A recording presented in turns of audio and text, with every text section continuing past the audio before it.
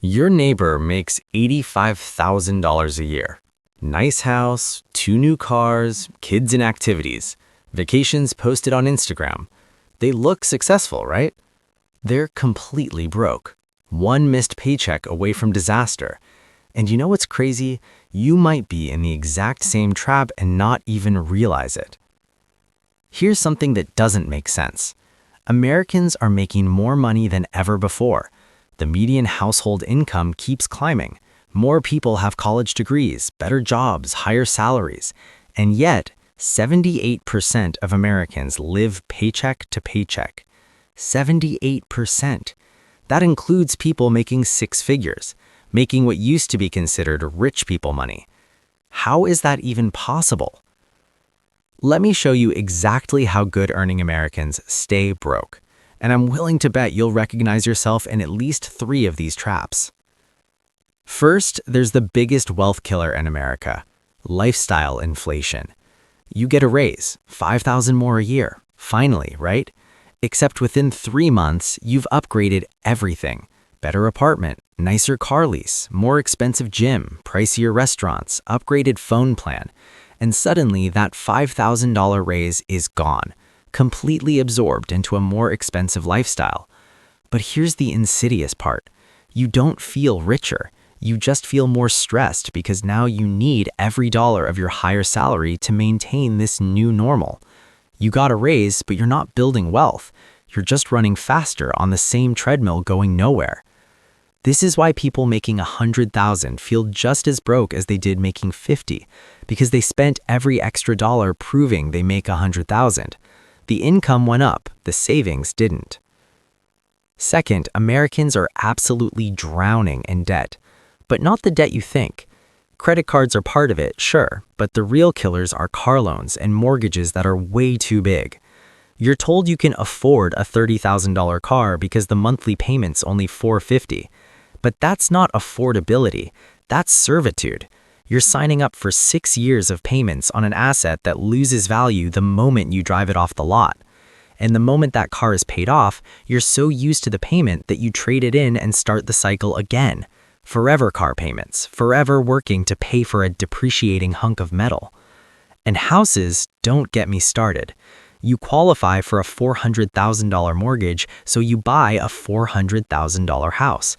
Max out what the bank says you can afford, never asking if you should afford it. Now you're house poor, making good money but broke every month because half your take-home pay disappears into a mortgage, property taxes, insurance, maintenance, utilities. You own a house, but the house owns you. Third, Americans are sick with comparison disease. Your coworker gets a new truck. Now yours looks old. Your friend renovates their kitchen. Now yours feels outdated.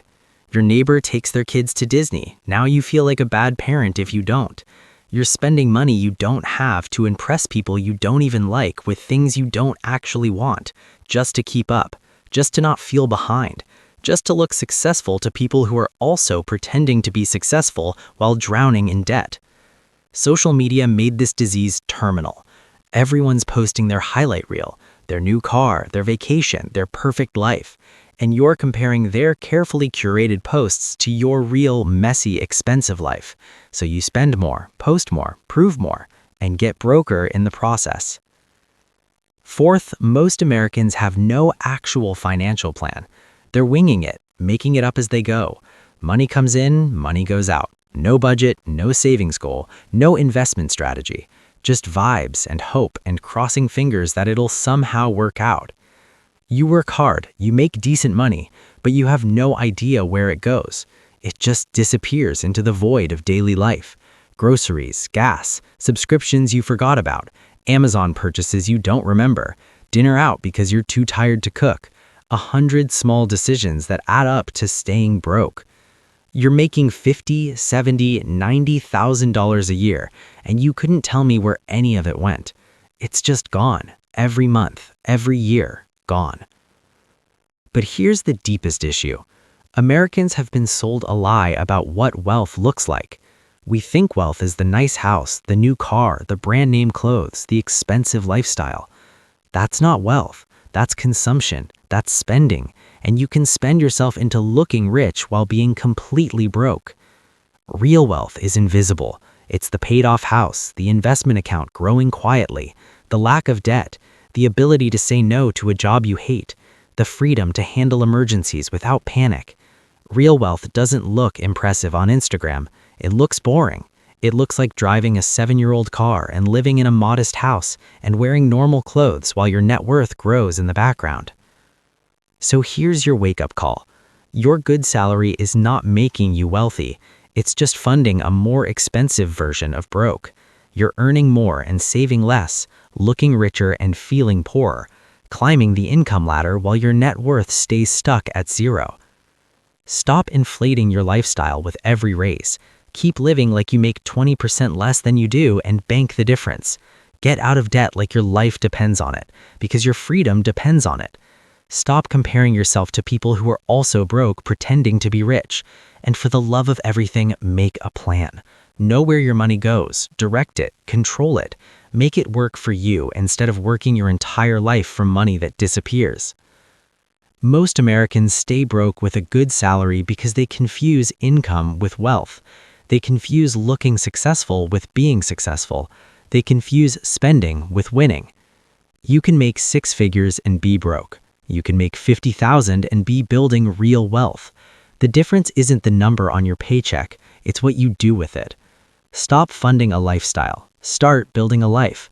One where money serves you, where you're not stressed every month, where you have options and freedom and actual security.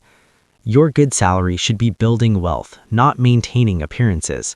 Make the shift, starting today. Because staying broke with a good salary isn't a money problem, it's a choices problem, and you can choose differently, right now.